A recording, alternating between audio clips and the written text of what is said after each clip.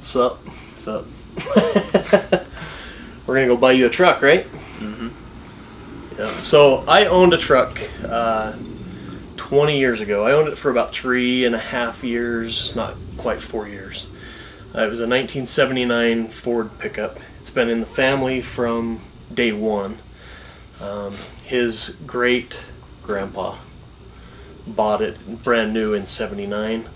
When he passed away, he gave it to my father-in-law, his grandpa, and I bought it from him back 20 years ago.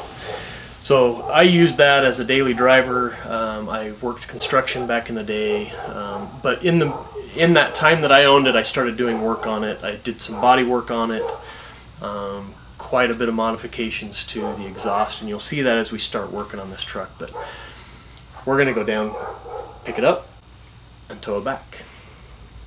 Let's do it.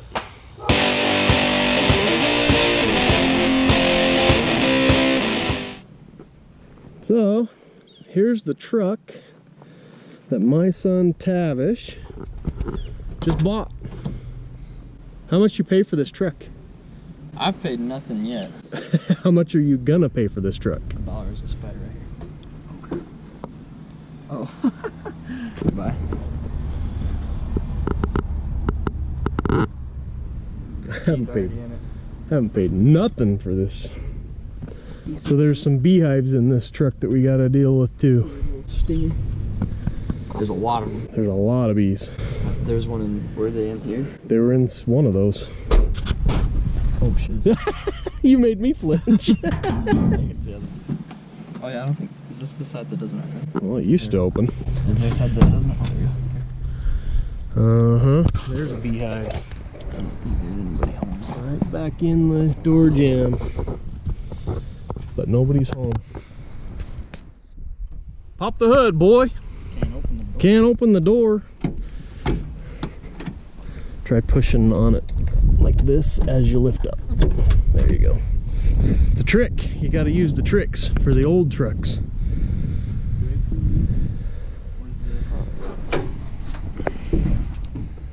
So we were down here on the 4th of July and actually had this thing running. So I may need to pull my truck down here and get a jumper cable going in order to fire us up. That's yummy. That's one way to do it. That's the farmer fix right there. We had to spray starter fluid in there though. Yeah, I've got some. Yeah, we're gonna have to try to find some gas too. So let's see if we can find your cousin Adam. Your mom's cousin Adam, specifically, and get some gas. Back in a second. Time to kill me some bees. Oh shiz. Oh fudge.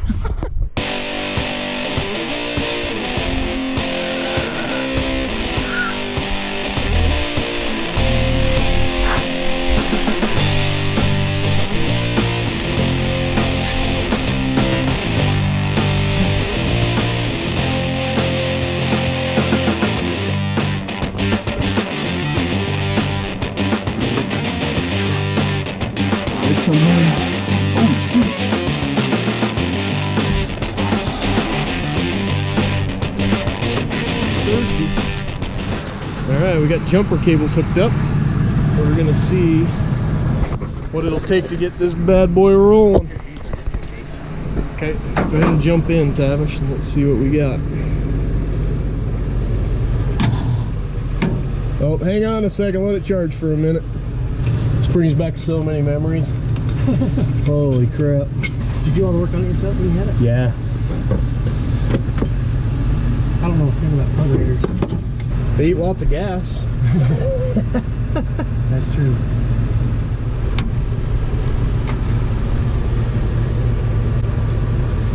Oh, she's still got fluid.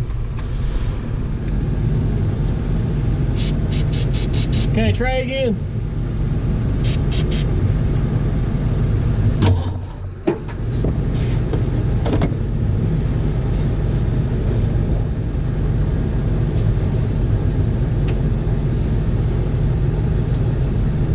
Okay, hit it again.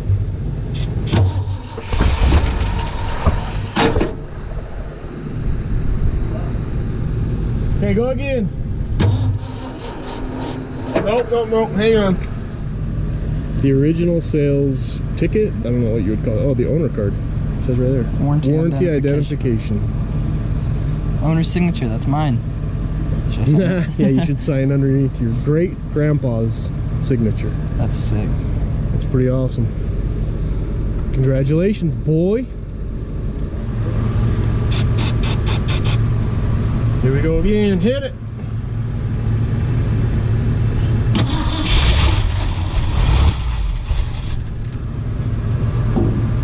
Go again. Floor it and keep it pegged. Keep it pegged. Floor it and hit it again.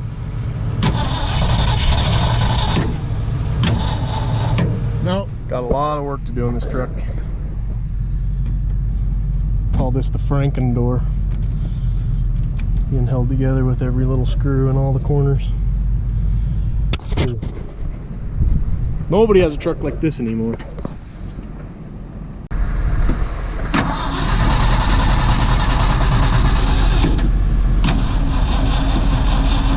Alright, hang on, let it charge back up again.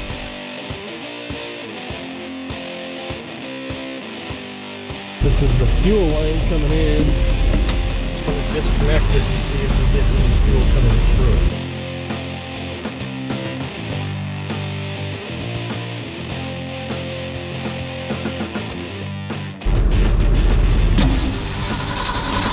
Yeah, hold up.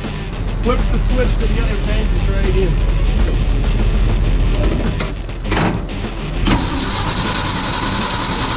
No fuel. We got no fuel at all. Whoops, we're not going to get this thing out here like that. So this truck has two tanks, a front one and a rear one. We put fuel in the front one. We're not getting fuel at the front, so we're going to try this tank and see if that lets us get some fuel to the engine. We've proven that it'll run using starter fluid. So now, try this. So I was really hoping that we could drive this thing out, but we just get no fuel. I'm pretty sure the fuel pump is seized up, gelled up, something. So, but this truck has been parked. The last time it was registered for the street was 2011. So it's been sitting for at least 7 years. And probably right here in this very spot for 7 years. In a small town like this, we just don't have access to the right fuel pump for this. We tried a manual pump at the far end of the, like past the fuel pump, to see if we could suck anything through it, and it's just completely blocked.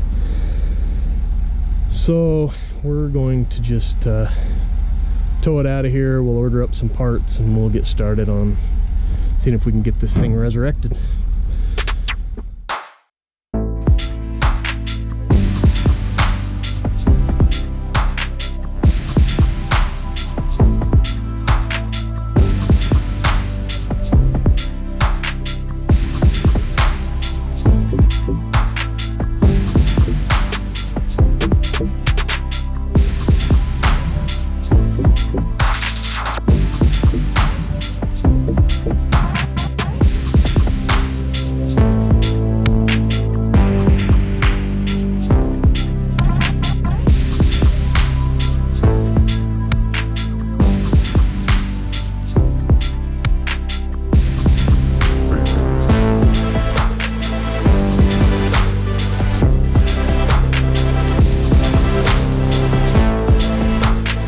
Can't get this one to actually move and ratchet, so I'm using some Plant Safe Lubricants AIM. This stuff is like magic.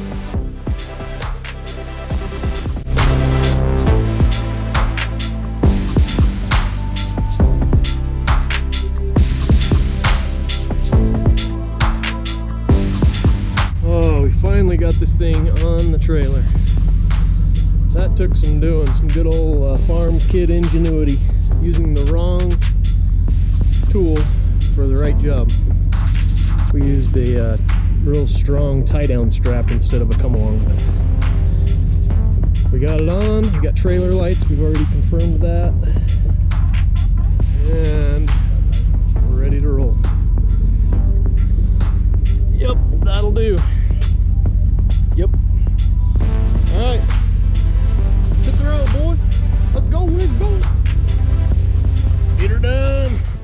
before you take a rear-wheel drive and tow it long distances, especially a manual transmission, you need to disconnect the driveline.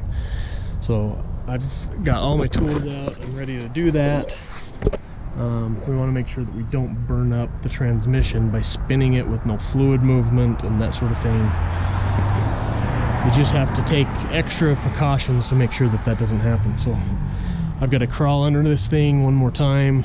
We towed it out here. We're on the edge of Main Street in Fillmore, Utah, of all places. But got to get under there and get that disconnected from the rear axle, and then I'm going to use a tie down to suspend it in the air so I can leave it attached at the one end. At least that's the working theory. I got to get under there and make sure that everything's going to work when I do that. But anyway, we're going to make this thing roadworthy, and then we're going to get it towed home and see if we can figure out what's wrong with it.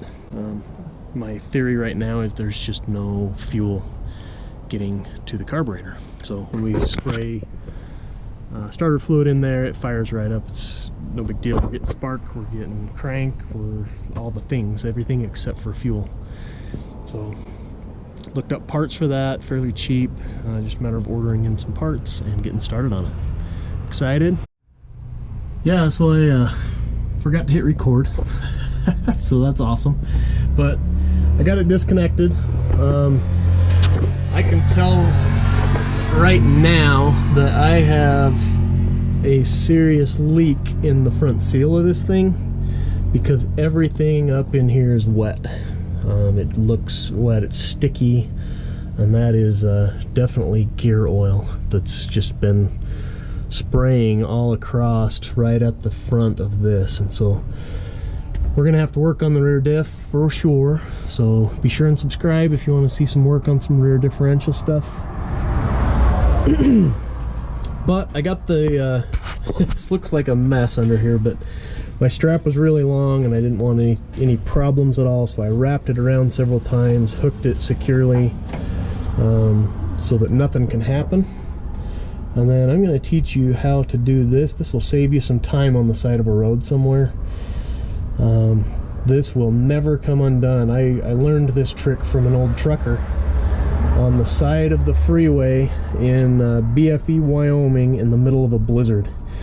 He was a trucker, a flatbed trucker, and he had passed me several times on the road, and I kept having to pull over and adjust my straps on the load that I had on when I was hauling emergency freight way back in the day.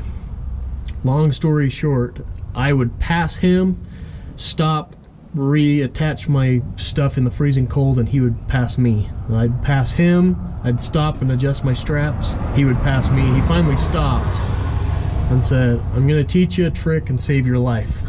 And he showed me how to do this. So let me get out from under this truck and I'll show you how to tie that knot. And it's so easy on tie downs. You're going to learn a new trick today. Be sure and subscribe, click like, give me a thumbs up if you've learned anything new today, and let's stay in touch as we begin working on this 79 Ford F250.